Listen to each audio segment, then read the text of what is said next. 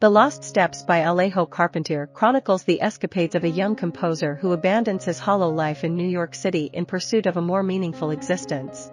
His quest leads him on a voyage, with his lover, to one of the few remaining untouched corners of the world. Unfolding a narrative that traverses both space and time, the novel delves into the roots of Latin American history. Narrated in the first person, the story unfolds like a diary penned by the unnamed narrator protagonist as he flees the trappings of modern society in a quest for a primal way of life. The book comprises a series of dated journal entries intertwined with the protagonist's fragmented memories of the past, alongside his reflections on art, culture, and history. The tale begins as the narrator watches a play featuring his wife, Ruth, in a prominent role. Despite the play's lackluster quality, it enjoys commercial success. Amidst the unfolding drama on stage, surrounded by the play's setting and costumes, the narrator grapples with feelings of ennui and isolation. Once a promising music scholar and composer, he now toils for an advertising agency, a role that leaves him feeling as though he has forsaken his aspirations. His marriage has grown mundane and predictable, with intimacy reduced to a mechanical routine. As he faces a 3-week vacation with a sense of emptiness and aimlessness, a chance encounter with an old acquaintance, the curator, offers a unique proposition.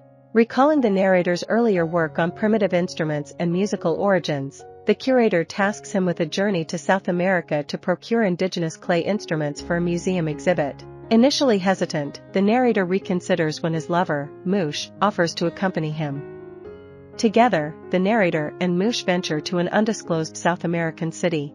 The familiar language spoken by the locals stirs memories of the narrator's childhood, prompting reflections on his early years. In this unfamiliar setting, the protagonist senses a revitalization of his inner spirit, a restoration of his spiritual balance. Simultaneously, he observes Moosh's affected airs and urban affectations, which now appear false and ludicrous against this backdrop.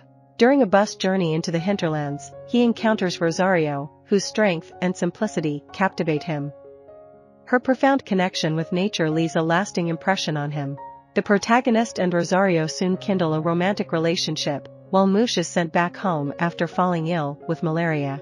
Now part of a small cohort comprising Rosario, a Capuchin friar, Jans, a Greek prospector and miner, and their guide, the Adelanto, they embark on a boat expedition into the jungle, traversing remote and legendary territories. When the Adelanto presents the protagonist with pristine examples of the sought-after instruments, he is overwhelmed by the realization that this moment marks a pinnacle in his life. Sensing a step closer to fulfilling his destiny, he resolves to continue the expedition. Their journey leads them to a remote village where, upon hearing a morning song, the protagonist becomes convinced that he has witnessed the genesis of music. Determined to remain in the jungle, he vows never to return to civilization, establishing a life with Rosario and commencing work on a new composition inspired by Homer's Odyssey. However, as time passes, he grapples with mounting concerns: his failure to deliver the instruments to the curator, Rosario's rejection of marriage, and the dwindling paper supply necessary to complete his opus.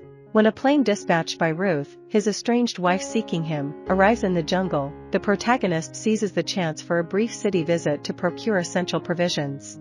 His return to urban life brings about challenging circumstances. He divorces Ruth, loses his job and credibility, and faces escalating financial woes due to legal expenses from the messy divorce proceedings.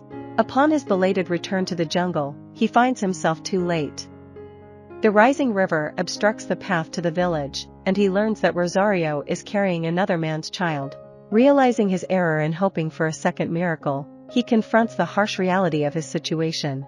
I hope you enjoyed this video. Leave a like if you did, and be sure to subscribe. Thank you.